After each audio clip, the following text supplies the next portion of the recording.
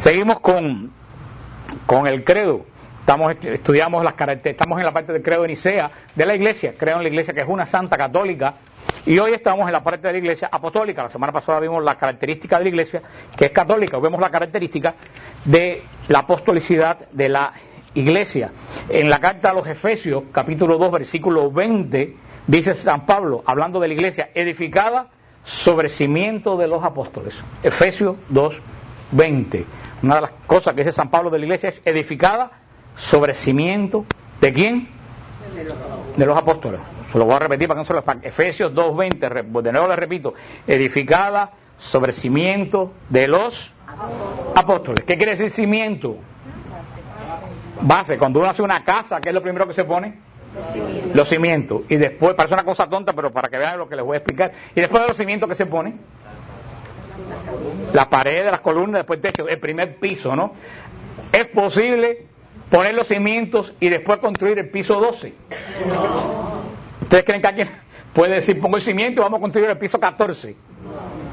¿Por qué no se puede construir el piso 14 después de los cimientos? No hay base, se cae. ¿Qué es lo que hay entre los cimientos y el piso 14? Nada, ¿por qué digo esto? Por las iglesias que han salido ayer y antier. Nuestra iglesia está cimentada ¿en quiénes? Los apóstoles. Y tenemos una sucesión apostólica desde la era apostólica con nombres y apellidos hasta el día de hoy. Ahora una iglesia que sale hoy, 2000 siglos después, dice yo soy la iglesia, está construida en el siglo XX, en el piso 25. ¿Y qué hay de ahí al cimiento? Nada. ¿Se puede construir? No, no existe iglesia si no tiene cimiento apostólico. Y la única iglesia que puede demostrar históricamente con nombres, apellidos y fechas que tenemos simiente de los apóstoles es la iglesia católica, apostólica y romana. Hay una comentadora muy famosa en el mundo americano, una que tiene un talk show que se llama Laura Ingraham. No sé si alguno la ha escuchado el show de Laura Ingraham. Es uno de los primeros 3 o 4 talk shows de todos los Estados Unidos. Lo oyen millones de personas. Y ella se convirtió al catolicismo hace 2 años. Hace 2 años se bautizó y entró en la iglesia católica. Y ella contaba, un día en Fox News, ella contaba que los amigos le dijeron, pero con los problemas que hay en la iglesia católica, tú te vas a hacer católica ahora. Y ella dijo, que ella le dijo a quien le decía eso, ¿tú crees que la iglesia son 2 curas abusadores? La iglesia es 2000 años de padres apostólicos, de fe, de apóstoles, de santos, de doctrina sólida. ¿Cómo tú vas a pensar que la iglesia son 2 curas que abusaron y salieron en todas las noticias? Y de aquí 2000 años atrás, ¿qué es lo que ha habido? Si no es una solidez espiritual tremenda. Y verdaderamente eso es una de las mujeres principales en este momento más conocidas en el país. Y yo creo que con eso que ella dijo reflejó la apostolicidad de la iglesia. La apostolicidad es la 4ª y última propiedad que mienta el credo de Nicea y que nosotros profesamos, nosotros creemos. O sea, si tú eres católico, tú tienes que creer lo que dice el credo. Si tú no crees algo que dice el credo, averigua que tú eres, pero católico no eres. Aquí no hay católico a mi manera. Ser católico a mi manera es una manera de no ser católico en absoluto. Así que, por eso, antes del ofertorio se proclama el credo. ¿Por qué se proclama el credo antes del ofertorio? Porque el que va a estar de ahí en adelante tiene que creer lo que dice el credo. Tú proclamas con tu voz el credo. Si tú proclamas el credo y después comulgas y no crees lo que dice el credo, tú eres reo de apostasía. Antiguamente, en la iglesia primitiva, antes del credo, después de la predicación del evangelio, todos los catecúmenos, los que se estaban preparando y no estaban bautizados, tenían que abandonar la iglesia. Y solamente en algunos lugares, en otros lugares ya son un mundo antisal y budistas hoy en misa. Por eso que si tú ves todas las iglesias antiguas, todas tienen un paraván. Porque es el misterio de Cristo que solamente puede ser contemplado por aquel que profesa la misma fe. Todavía en nuestra iglesia bizantina católica hay una oración ante la comunión que dice, porque no delataré estos misterios a los infieles, ni te traicionaré como Judas. Es el misterio de Dios, es lo que yo he dicho hasta ahora, que yo creo que el gran relajo que se ha formado en los últimos 40 años de la iglesia es que hemos desnudado a Dios a la vista de las naciones. Y cuando uno ve a una persona desnuda, pues la gente se ríe porque es cómico. Dios es misterio. Cuando Dios deja de ser misterio, ya no es Dios. Y es cuando viene la falta de respeto, como ha entrado en muchas de nuestras congregaciones. Por eso decimos el credo, nosotros creemos todo lo que hemos estudiado hasta ahora, y creemos que la iglesia es una, como lo estudiamos, creemos que la iglesia es santa, como lo estudiamos, creemos que la iglesia es católica, como lo estudiamos, y hoy creemos firmemente que la iglesia tiene esta característica. La iglesia es apostólica. Ya desde los primeros siglos, han habido muchos credos en la iglesia. Hay un libro muy bueno que se llama, de Enrique Dessinger, que se llama Magisterio de la Iglesia, que tiene todos los credos. Hubieron casi 40 o 50 credos antes del credo de Nicea. El credo de los apóstoles, que se dice en el Rosario, es uno de la Iglesia de Roma. Ya desde el credo de San Epifanio, en el siglo II, se menciona la apostolicidad de la Iglesia. Dice el teólogo von Balthasar, el teólogo alemán, dice que la apostolicidad es el esqueleto sin el cual el cuerpo del Señor no se puede sostener. Dice que la apostolicidad de la iglesia, ¿qué cosa es el esqueleto? ¿Qué cosa es el esqueleto? Lo que te da sostén al resto del cuerpo. Sin la apostolicidad, sin la raíz apostólica de la iglesia, esta se derrumba, no existe. La apostolicidad de la iglesia, dice el Catecismo de la Iglesia, hunde sus raíces en su origen divino y se proyecta por todos los siglos. Dice así: desde ahora podemos presentir que la apostolicidad no consiste en una mera estructura externa, es decir, en la identidad de doctrinas o instituciones, sino en que, al igual que la unidad de la Iglesia, la apostolicidad tiene por principio interior al Espíritu Santo. Esto es muy interesante, porque muchas veces cuando pensamos en la apostolicidad de la iglesia, pensamos, como yo dije al principio, que venimos ¿de quién? De los apóstoles, que tenemos doctrina apostólica. Y eso está bien, pero dice el Catecismo de la Iglesia, la apostolicidad de la iglesia no solo es porque venimos de los apóstoles, es porque el Espíritu Santo que mora en nosotros es el mismo que descendió el día de Pentecostés sobre los apóstoles, y que ha permanecido por estos 2000 años en nuestra iglesia. Porque algunas personas piensan que descubrieron el Espíritu Santo los pentecostales en el siglo XX, y no se olvida que Pentecostés ocurrió en esta iglesia. Somos la iglesia que estaba en el aposento alto la mañana santa de Pentecostés. Y yo siempre le he dicho a ustedes, y lo he dicho muchas veces en los estudios que estamos haciendo, la historia de la iglesia es el Evangelio del Espíritu Santo. Así como los 4 evangelios es el testimonio de la vida de ¿quién? De Jesús. La historia de la iglesia es el testimonio de la obra del Espíritu Santo. ¿Porque qué día descendió el Espíritu Santo?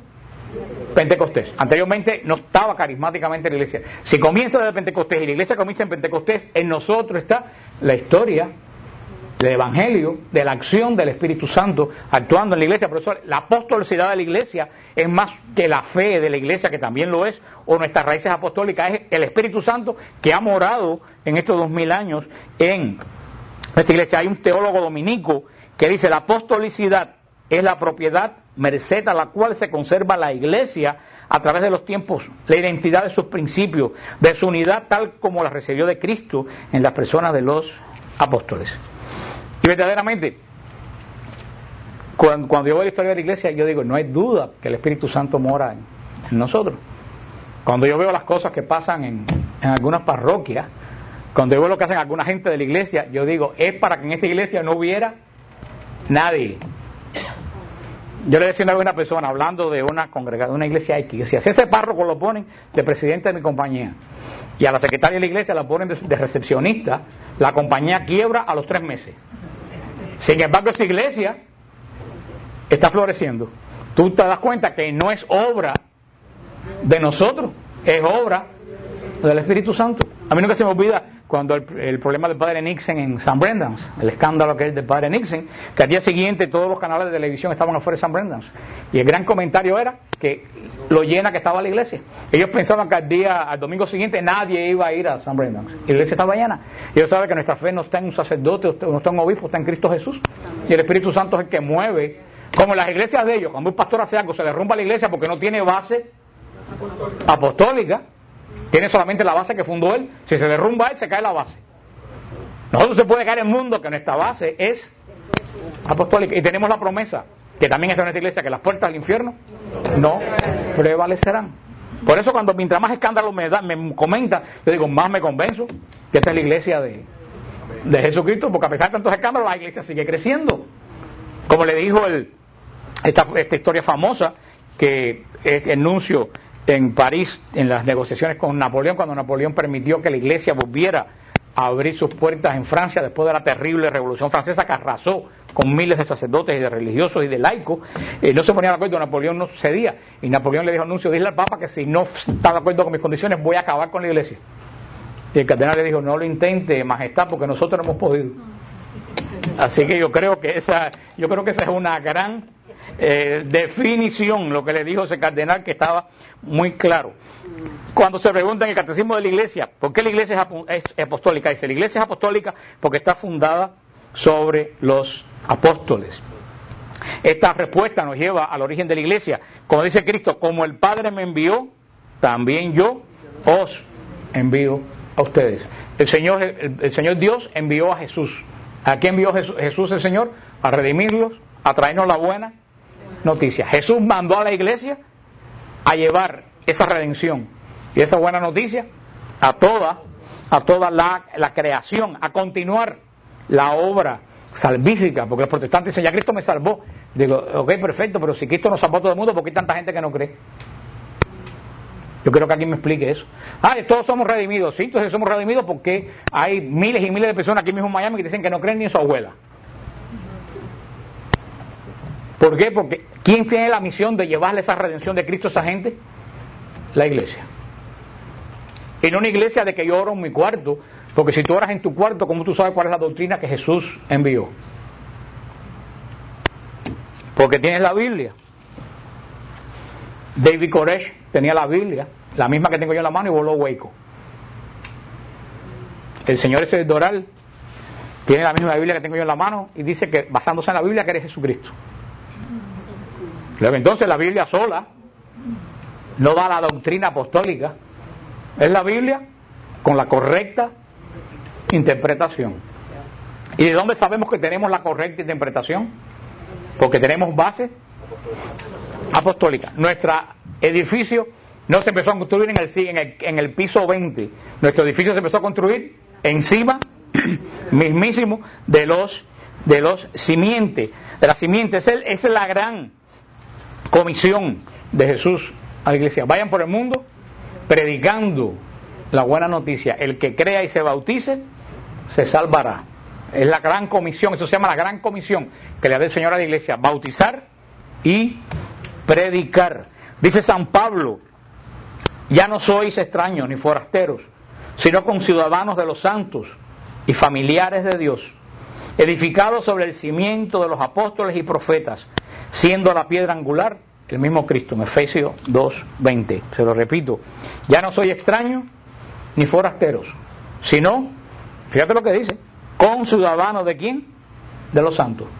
Dice San Pablo que nosotros por el bautismo somos conciudadanos de los santos. Cada uno de ustedes conciudadanos de Santo Domingo de Guzmán, de Santa Teresa, de Jesús, de Sol María, de Jesús crucificado. No solo conciudadanos de los santos, dice San Pablo en Efesios con más, dice: ustedes son familiares de Dios. Imagínate tú. No solo nosotros somos conciudadanos con gente como Sol María de Jesús, también somos familiares del Cordero. ¿Por qué somos familiares del Cordero?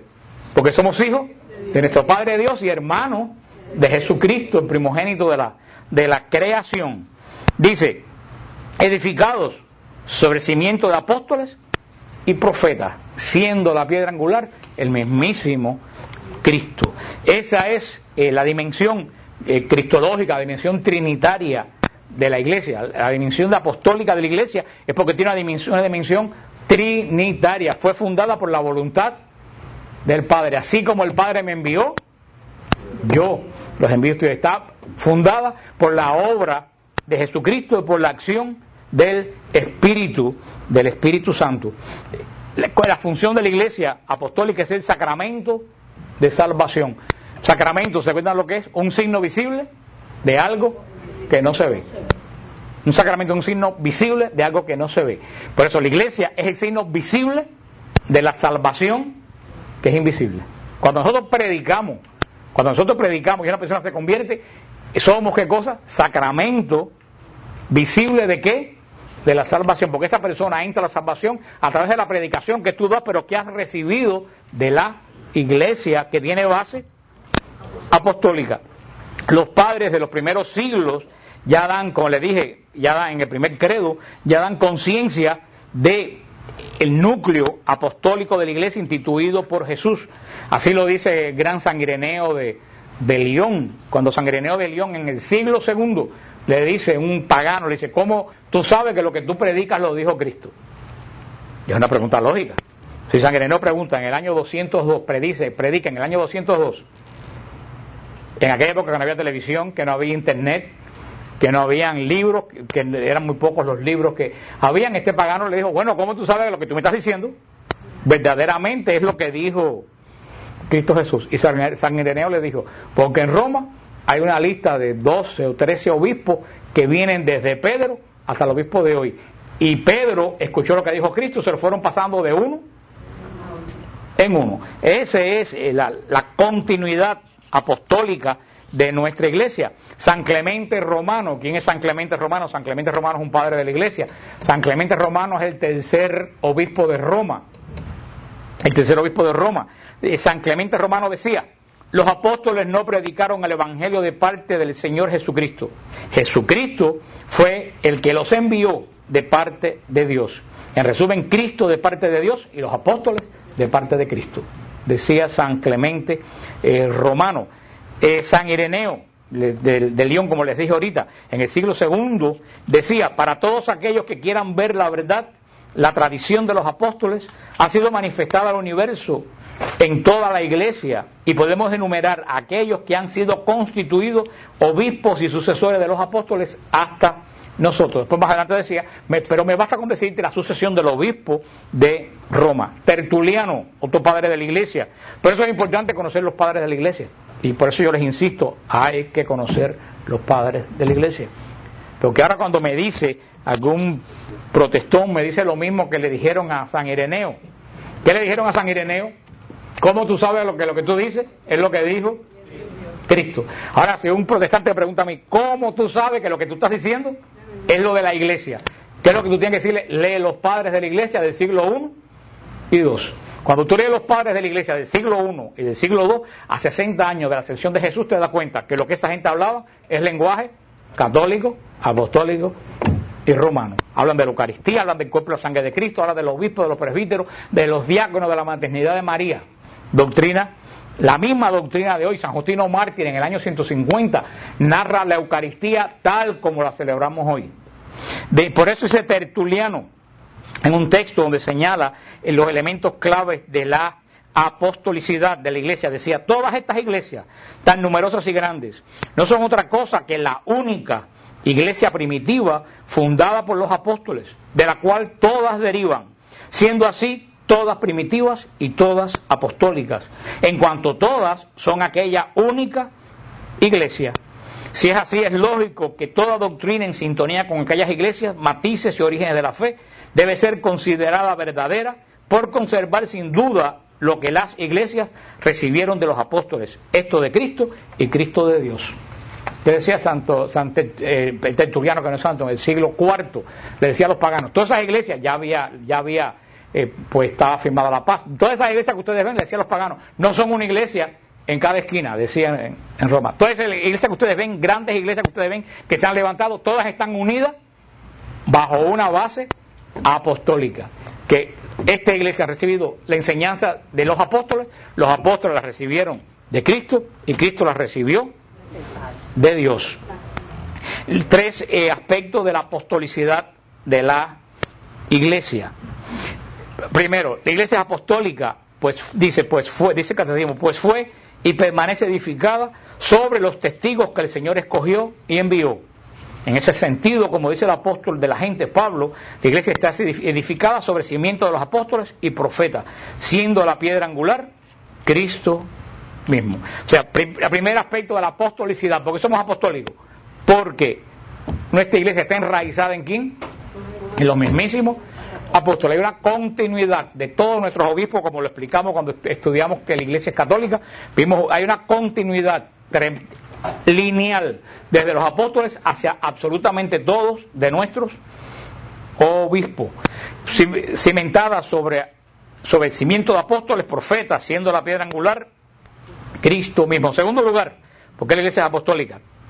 Porque la iglesia guarda y transmite con la asistencia del Espíritu Santo las enseñanzas de los apóstoles. Por eso es apostólica. Primero, porque estamos constituidos sobre los mismos apóstoles. Segundo, porque transmitimos la doctrina de los apóstoles. Dice, por eso Cristo Señor mandó a los apóstoles que el Evangelio lo predicaran a todos los hombres como fuente de toda verdad salvadora y de ordenación de las costumbres. Esto lo realizaron fielmente tanto los apóstoles que en la predicación oral transmitieron con ejemplos e instituciones lo que habían recibido por la palabra.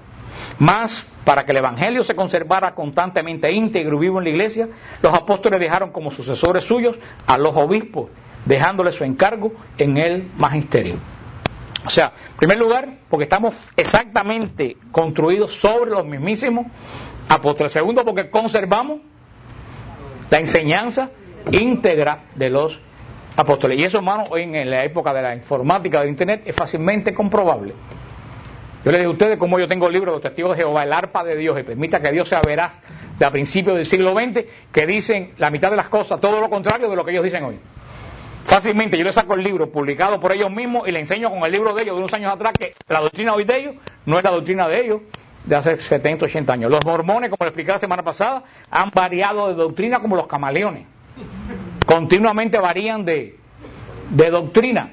Nosotros podemos, a través de los concilios, podemos probar que la fe que predicamos hoy del concilio de Nicea es la misma que ha conservado la iglesia por los últimos 2000 años. No ha habido cambio absoluto en nuestra fe. No ha habido ni un solo cambio.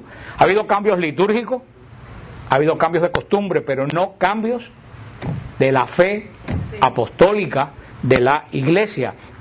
Y porque hemos transmitido fielmente la fe de los apóstoles, primero que nada, porque tenemos la palabra de Dios, pero segundo, por algo mucho más importante, porque ya les demostré que la palabra de Dios sola no se explica, porque tenemos el magisterio de la iglesia. ¿Qué cosa es el magisterio de la iglesia? El magisterio de la iglesia es la iglesia explicándonos la doctrina bíblica tal como la dejaron ¿quiénes?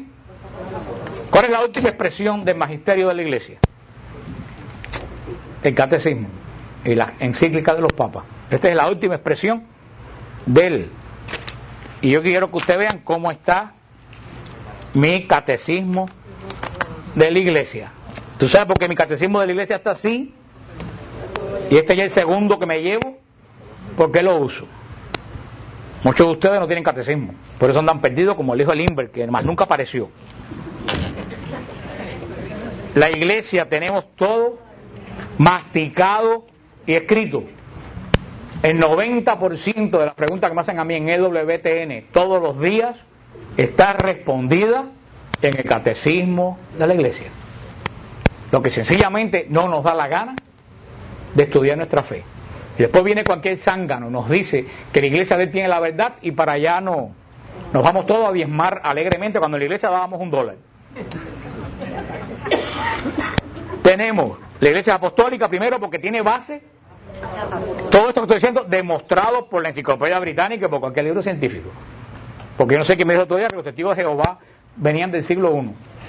Yo dije, ay, qué bueno, dime el nombre y apellido de un anciano de los testigos de Jehová en el siglo V. Yo te puedo decir más de 100 obispos en el siglo V, con nombres, apellidos y fecha. Y probado en la enciclopedia británica. No me supo decir ni siquiera uno de hace 20 años. La iglesia es apostólica porque se ha transmitido la doctrina de los... ¿Cuál es la doctrina de los apóstoles? Aquello que recibieron los apóstoles de Cristo. Mira si es interesante. Yo le decía el otro día a un protestante que me escribía EWTN, que me decía que si María es tan importante, ¿por qué María no estaba más explicada en la Biblia? Tiene cierta lógica lo que dice, aunque estamos estudiando en Santa Cecilia en el cenáculo los últimos jueves María en las Escrituras.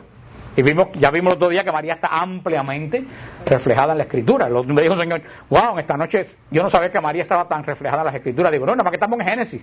Todavía hemos llegado a la parte más interesante. Pero yo decía a esta persona, ok, tú dices que María no es importante porque no está ¿dónde? Tan ampliamente ¿dónde? La Biblia. Digo, entonces el Evangelio no es importante. Y me dice, ¿por qué? Digo, dime un pasaje donde Cristo manda a escribir un libro. ¿Existe? No. María no está en las Escrituras, según su pensamiento, María no es importante. Cristo nos mandó a escribir a la Biblia, el Nuevo Testamento, entonces la Biblia no es importante. Ah, si la Biblia es importante, también María es. Ahí es donde la gente no entiende.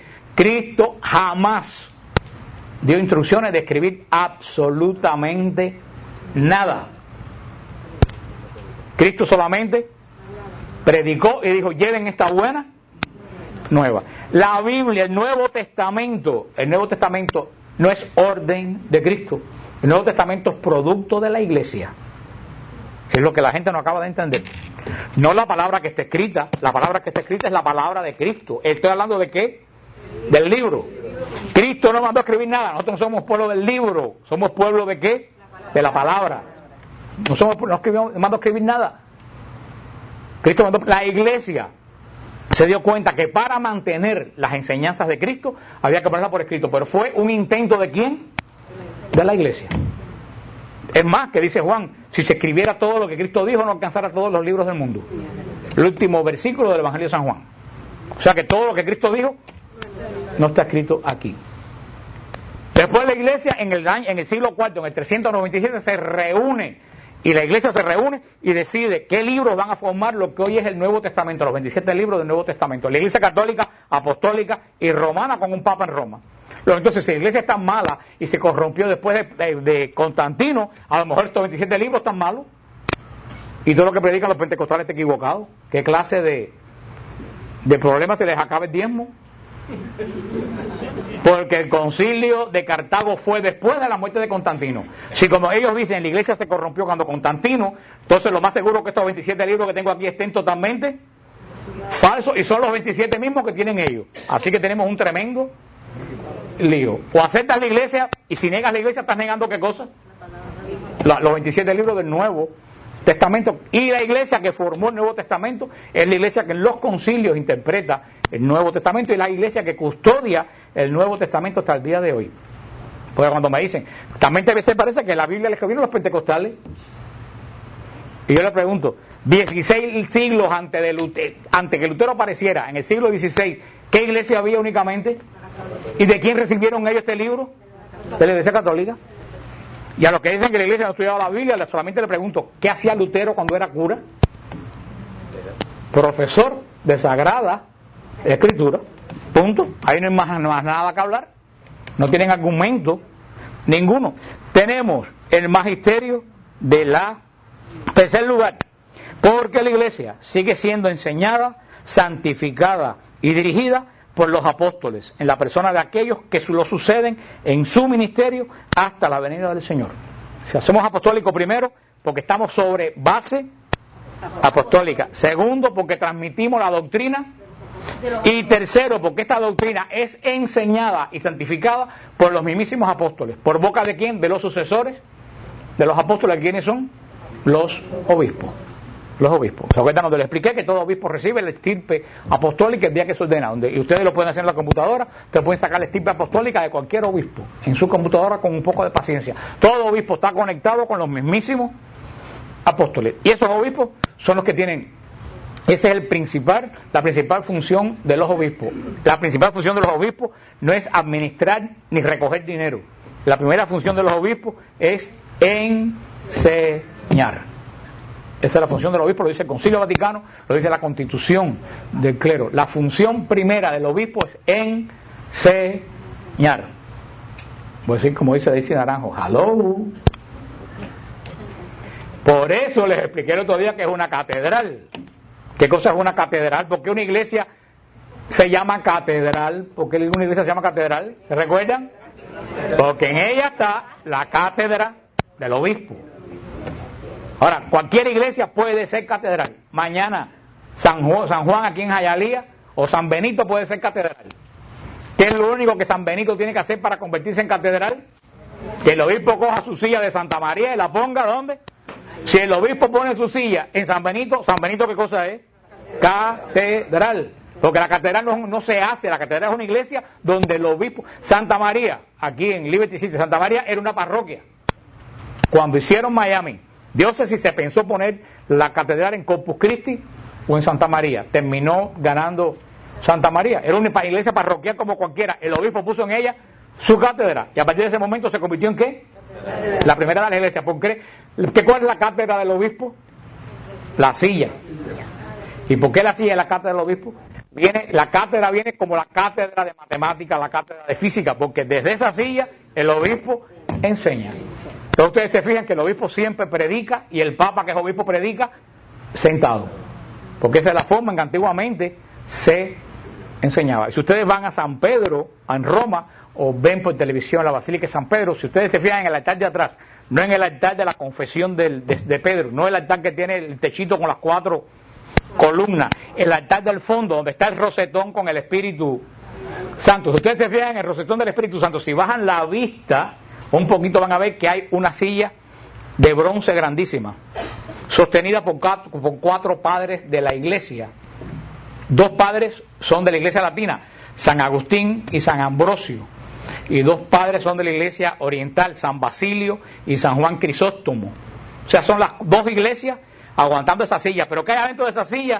Está la silla de madera donde Pedro se sentaba a enseñar a la iglesia de Roma. Está dentro de esa silla que está en lo alto de la basílica. Dentro de esa silla de bronce, adentro está que hay una réplica en el museo de la silla de madera donde Pedro enseñaba. O sea, nosotros tenemos en la iglesia central de nuestra iglesia, en la basílica, la silla desde donde Pedro enseñaba. Por eso, y hoy esa función la tiene ¿quién? Los obispos. Y por supuesto, el que custodia la fe de la iglesia es el obispo sucesor de San Pedro, el obispo de la ciudad de Roma. La iglesia es también, si es apostólica, tiene una función. ¿Cuál es la función? Si la iglesia es apostólica, ¿cuál es la función principal de la iglesia? ¿Cuál ustedes creen que sea?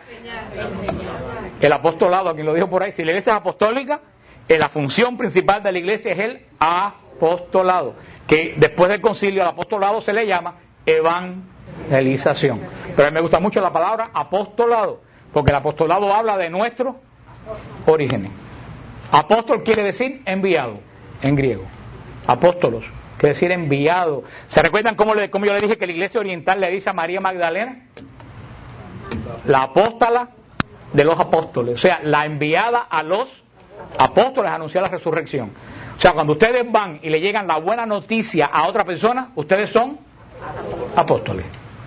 Y la función principal de la iglesia es el apostolado, el llevar la buena nueva. Lo dijo Pablo VI, cuya muerte conmemoramos mañana. Yo le pido una oración por Pablo VI, porque si ha habido un papa que ha sufrido, ha sido Pablo VI.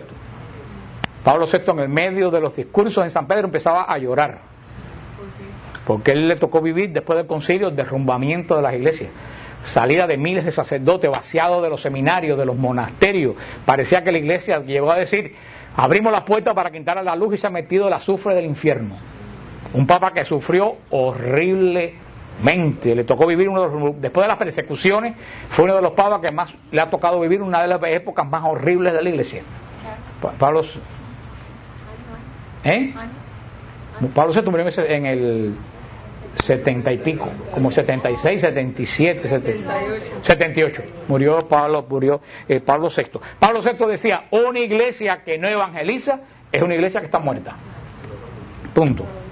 Y eso se lo aplica a ustedes en un grupo que no evangeliza, un grupo que está muerto. Yo se lo he hecho una pila de veces. Si ustedes llevan aquí molestándome y fastidiándome 15 años y no han sido capaces de traer una sola persona nueva, hermano, ate budista o maometano, y no me molesten ni me ocupen más los asientos, y ahora que están cómodos menos. Fíjate que no te estoy diciendo ni en un mes ni 2 meses. Si tú revisas tu vida hoy, si tú en 10 años no has podido llevarle a Cristo a nadie, más vale que revises tu vida, porque al cielo tú no vas. Porque nosotros somos apóstoles. ¿Que me van a criticar? ¿Qué tú crees que le hicieron a los apóstoles? ¿Que te van a hacer daño? A San Judas lo mataron a palo. Por eso que tiene el palo ese en la mano, San Judas apóstol. A Pablo le cortaron la cabeza, a Pedro lo crucificaron, a San Bartolomé lo despellejaron, a San Andrés lo crucificaron en forma de cruz. El único apóstol que no murió violentamente fue San Juan. que fue el único que no negó a Cristo. Mira tú que todos los que negaron a Cristo por miedo a la muerte murieron violentamente. Así que cada cual saque su propia conclusión. Así que si tú en 10 años no has podido convertir a nadie a Cristo, es hora que le eches el ojo a alguien y te ponga los patines. Porque el día que llegues delante de Cristo, si yo me digo, ¿a cuántos has traído al reino? Tú sabes que tú dices como el del talento. Ay, porque a mí me dieron un talento, como sé que tú eres un señor celoso, lo guardé para que no me lo robaran. ¿Qué hizo? Se lo quitaron. El Señor bendice a los que se arriesgan. Y siempre yo les digo, hablando de la apostolicidad, siempre digo a ustedes, la forma de pescar. Cristo sabe, porque Cristo llamó a quienes, a pescadores, fue los primeros. Cristo sabía que los pescadores sabían cómo meter gente en un jamo. Y nos mandó no a ser sembradores, nos mandó a hacer ¿qué? Pescadores. ¿De qué? Por eso yo siempre le digo, hace tiempo que no lo digo a las personas, si tú vas a pescar a alguien para Cristo, tienes que usar lo mismo que usas para pescar. ¿Alguien aquí ha pescado alguna vez? Bueno, imagínate tú, cuando tú vas a pescar, que tú pones en la punta del anzuelo, lo que te gusta a ti o lo que le gusta al pescado. Ahora imagínate tú que tú vas a pescar y pones un pedazo de vaca frita o un tostón en un... porque a ti te gustan los tostones. Ustedes cogen a algo, cogen ahí un gusano. ¿A ustedes les gustan los gusanos? No, pero ¿a quién le gusta? A pescado. Tienen que empezar por ahí. Oye, ayer me escribió un muchacho, me decía, yo antes era borracho y ahora de vez en cuando yo me reúno con mis ex amigos borrachos, me tomo 1 o 2 cervezas con ellos y ellos me preguntan y yo les hablo de Cristo, estoy haciendo mal. Le digo, mientras no te emborraches, mientras tomes 1 o 2 cervezas, no estás haciendo mal. Y eso, ¿tú sabes lo que está haciendo? Él está poniendo la carnada que esa gente muerde.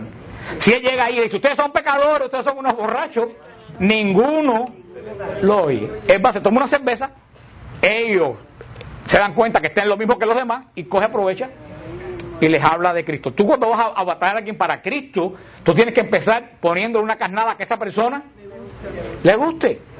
Ni le diga usted dónde me metí una vez para traer una persona a Cristo, mejor que no les diga. Mildred sabe, porque yo le conté a Mildred una vez y esa persona fue la primera que formó este grupo, la primera persona que yo traje, con quien yo le empecé a explicar la palabra de Dios. Pues yo dije, si yo tengo que ir con este local, yo voy con él a ver si lo puedo traer para acá. Claro, yo fui porque yo sabía que para mí ese lugar no tenía ningún problema. Si yo soy adicto, no puedo meterme en un lugar que haya cocaína. Uno tiene con eso usar el de sentido común. Pero tú tienes que primero tienes que decir, yo voy a pescar. Tienes que buscar una persona. Después tienes que darle a esa persona algo que esa persona le guste.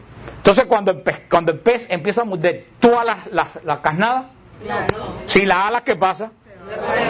¿Qué es lo que hacen ustedes? Eso que hace con una persona. Tú no puedes llegar, convírtete a Cristo porque eres un pecador, porque eres un infame. Mas nunca pescas a esa gente. Tienes que cogerlo y tampoco puedes caer arriba. Ven a la iglesia, ven a misa, confiésate, reza el rosario de Divina Misericordia a las 3 de la tarde. Reza. No puedes, tienes que darle ¿qué cosa? Yo siempre digo a las personas, no traigas a nadie a misa hasta que esa persona no cree en Jesucristo. Porque si no, estás haciendo perder el tiempo a la persona y a la iglesia. Si no viene gente a cumplir, y ya tenemos suficiente gente que cumplan. Entonces cuando tú le das cordero, entonces ¿qué hace el pescado? Sigue comiendo. Entonces cuando está comiendo, ¿qué tú empiezas a hacer? Empiezas a jalar, y cuando tienes sequito le das el palo y lo subes en el bote.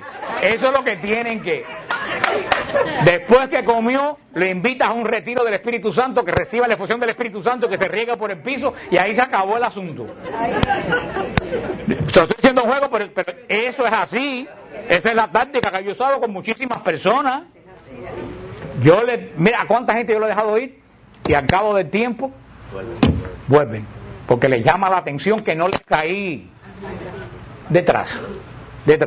Tenemos, hermano, aunque yo se lo dije de una forma más o menos poco ortodoxa, esa es la actividad del cuerpo místico que es la iglesia, el apostolado, que la iglesia ejercita en diferentes formas. Toda la iglesia, pero yo me pongo muy disgustado cuando las personas me escriben criticando a otro movimiento de la iglesia. La iglesia es grande y en la iglesia todos cabemos. La Legión de María tiene una función, los cursillos tiene una función, Emaús tiene una función, la renovación carismática tiene una función, el Opus Dei tiene una función, Juan 23, todos tenemos una función. Si a ti no te gustan los carismáticos, bueno, tú eres de la Legión de María. No te gusta el rosario, te gustan las cosas del Espíritu Santo, eres carismático, te gusta el Opus Dei o te gusta el camino neocatecumenal. Pero el camino neocatecumenal, todos formamos el cuerpo místico de Cristo y cada cual tiene la obligación de hacer, ¿qué cosa? Apóstoles. Ahora, lo que tú no puedes criticar a otro ministerio de la iglesia. Ese ministerio, todos los ministerios de la iglesia, sea de la forma que sea, tienen un solo motivo. ¿Cuál es el motivo que tiene? Predicar el evangelio dentro del carisma que el Señor les ha dado, y todos formamos el cuerpo de Dios. Por eso dice el catecismo de la iglesia, y en estos tiempos más que nunca es esencial que tomamos conciencia todos los fieles que la evangelización no es de curas ni de monjas ni de misioneros que se van al África.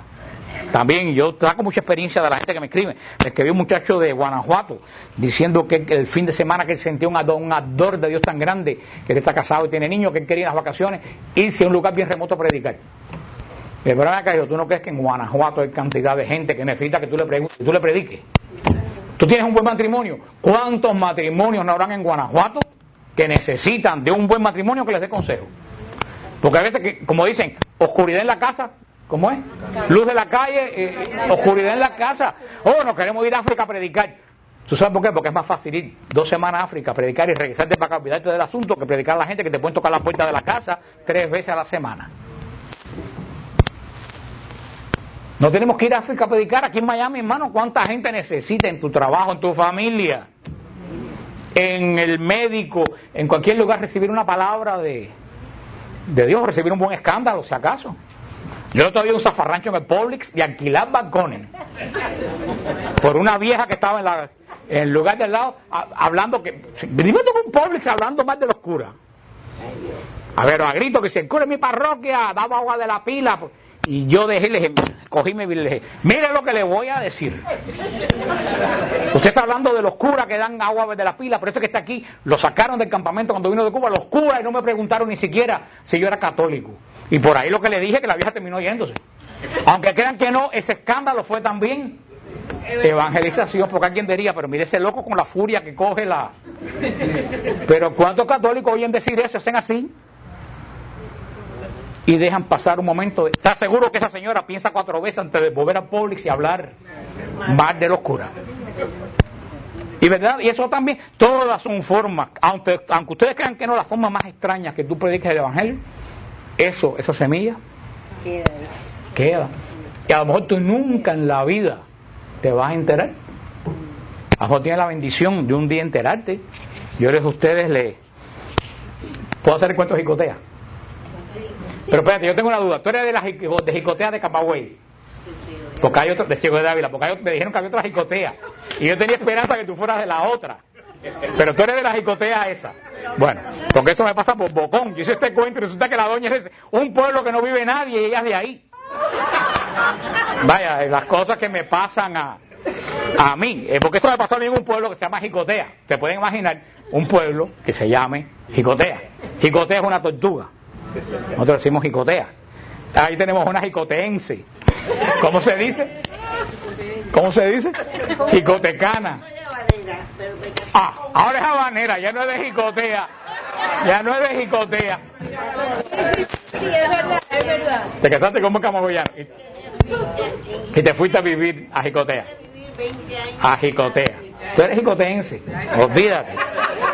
Pues resulta que cuando yo estaba en Cuba cortando, yo ya no sé cuánto hace tiempo, pero hay gente nueva, pero eso es un ejemplo que ustedes ven, que estaba en Cuba cortando caña con la universidad, que nos obligaban a ir a cortar caña 6 meses, desde enero hasta junio, en condiciones infrahumanas. Porque yo se cuento que la educación es gratis, mentira, muy fuerte, que la tuve que pagar yo, y mucha angustia que me costó. 6 meses cortando caña en un lugar recóndito, casi sin comer, bañándonos en un charco donde bañaban a los burros, después sacaban el agua para tomar nosotros. Y nosotros nos escapábamos para ir a la iglesia. ¿De dónde? No de Ciego de Ávila, que era una ciudad más grande, pero resulta que nos escapábamos, todo una odisea porque no podíamos salir. Una odisea que para qué les cuento de cómo teníamos que inventar para escaparnos, para arrastrándonos por abajo de las letrinas para salir a A mí un día el párroco de Ciego de Ávila nos pidió que por qué nosotros no íbamos a dar un retiro a Jicotea, que estaba cerca del campamento de nosotros. Y nosotros nos escapamos del campamento por la noche, tuvimos que quitarnos la ropa, tirarla para un matorral, para si nos preguntaban qué estábamos haciendo, decir que íbamos a hacer caca a los matorrales. Todo eso tuvimos que pensar por si nos agarraban, porque éramos muchachos de 17 y 18 años, y nos podían meter un castigo tremendo si nos agarraban escapándonos del campamento.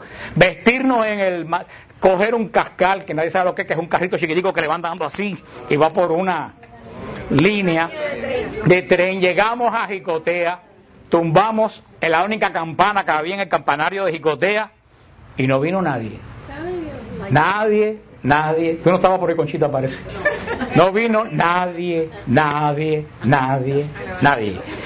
Salimos de Jicotea, y afuera de Jicotea hicimos lo que dijo San Pablo, nos sacudimos el polvo de los zapatos, maldijimos Jicotea, que cayera fuego del cielo, porque teníamos que hacer todo el camino de regreso en el cascal, llegar al campamento a las 3 de la mañana para levantarnos a las 5 a cortar caña de nuevo, y no había ido nadie. Perdimos, y en el camino estamos hablando en el cascar y todo eso, bueno, todas esas cosas que suceden. Pasó el tiempo y yo estaba en el Cobre en una reunión del apostolado seglar, y viene este muchacho y me dice, ¿cómo está? Como yo siempre toda la vida he sido despistado, yo no tenía la menor idea de quién, y yo siempre le digo a la gente que ¿cómo están por allá? A ver si me dicen algo que yo pueda. Y me dice, chico, Jicotea está más bien. Entonces, ¿de dónde tú eres? Dice, de Jicotea. Digo, mira, no me hables a mí de Jicotea. Y le hice toda la historia que les hice a ustedes. Y me dice, ¿tú no te acuerdas de mí, verdad? Le digo, bueno, no, ya sé que eres de... Yo fui una vez a Jicotea, como te conté. Dice, no, yo venía en el cascal que ustedes venían. Yo era un becario, iba para La Habana a estudiar. Y los oí ustedes, yo no me acordaba de eso, ustedes les dije que qué hacían, y ustedes me dijeron que han ido a la iglesia, y yo me asombré de que jóvenes fueran a la iglesia. Y en La Habana visité la iglesia, empecé a investigar, me convertí, fui a Jicotea, doy catecismo en Jicotea hay una comunidad, y yo vengo representando esta asamblea de apostolado seglar a los católicos de Jicotea. Y ahí está. Yo pensé, si nosotros no nos enteramos de eso, hasta el día de hoy nosotros estuviéramos seguros que perdimos el tiempo. Y eso me pasó a mí, pero eso le puede pasar a cualquiera de ustedes. Cualquiera de ustedes que dice una palabra un día de consuelo en cualquier lugar, y sabe Dios esa palabra de consuelo, a dónde puede o qué obra puede hacer, y que ustedes nunca se van a enterar, pero que dice San Pedro que el día del juicio esa gente van a dar testimonio delante de Dios de lo que ustedes hicieron. Ese es el apostolado de la iglesia. Concluyendo esta parte que terminamos de la iglesia hoy, y ya comenzamos la última parte del credo, dijimos que la iglesia es una, santa, católica y apostólica. Dijimos que la iglesia es una, y explicamos ampliamente, porque hay un solo Dios, tiene un solo origen. La iglesia, Dios no se puede dividir, Dios no puede tener 1000 opiniones. Dijimos que la iglesia es santa, no porque nosotros somos santos, sino porque el Dios que nos congrega es santo. Dijimos que la iglesia es católica porque en todo el mundo mantenemos una sola fe y una sola liturgia. Hoy dijimos que es apostólica porque tenemos base apostólica. Esas son las bases de las características de la iglesia en la cual nosotros creemos. En la iglesia que es una, santa, católica y apostólica. La gente agrega por ahí romana, pero romana no está en el credo de Nicea. Los títulos de la iglesia es católica, apostólica, iglesia católica y apostólica. ¿Por qué se agrega romana, aunque no es un título de la iglesia? Porque en el siglo XI la iglesia católica se dividió en dos: la iglesia ortodoxa y la iglesia de Occidente, la iglesia que se quedó fiel al obispo de Roma. Eso empezó en el siglo VI, siglo V, pero se vino a ser definitivo en el siglo XI.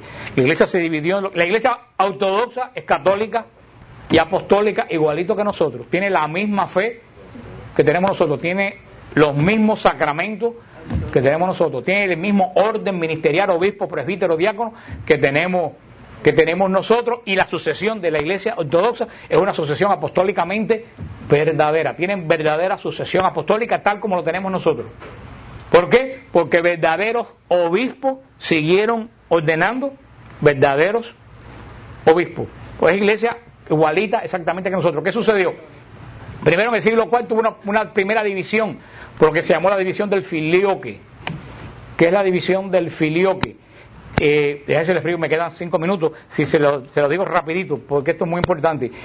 El credo de Nicea dice, el credo de Nicea original dice, hablando de creo en el Espíritu Santo, Señor y dador de vida, que procede del Padre, no, sin el Hijo, que procede del Padre, que con el Padre y el Hijo recibe una misma adoración y gloria. Eso es lo que dice el credo de Nicea original, el que firmó el Papa en Nicea. ¿Qué sucedió? Cuando llegó el credo de Nicea en Europa, estaban las controversias de que alguna gente que decían que Cristo no era Dios. Entonces, no se sabe de qué forma en las iglesias de Europa empezaron a agregar y del Hijo, que procede del Padre y del Hijo, en el que es el credo que decimos nosotros, que en latín dice Patris Filioque Procedi, que procede del Padre y del Hijo. Los griegos, que son muy meticulosos, se pusieron muy bravos, porque dijeron que eso no es lo que decía el concilio, que el concilio decía que procede del Padre, que con el Padre y el Hijo recibe una misma adoración y gloria. Y eso que parece una tontería fue lo primero que dividió a la iglesia. La iglesia bizantina, católica, apostólica y romana, a la que yo pertenezco, nosotros decimos el credo sin el filioque.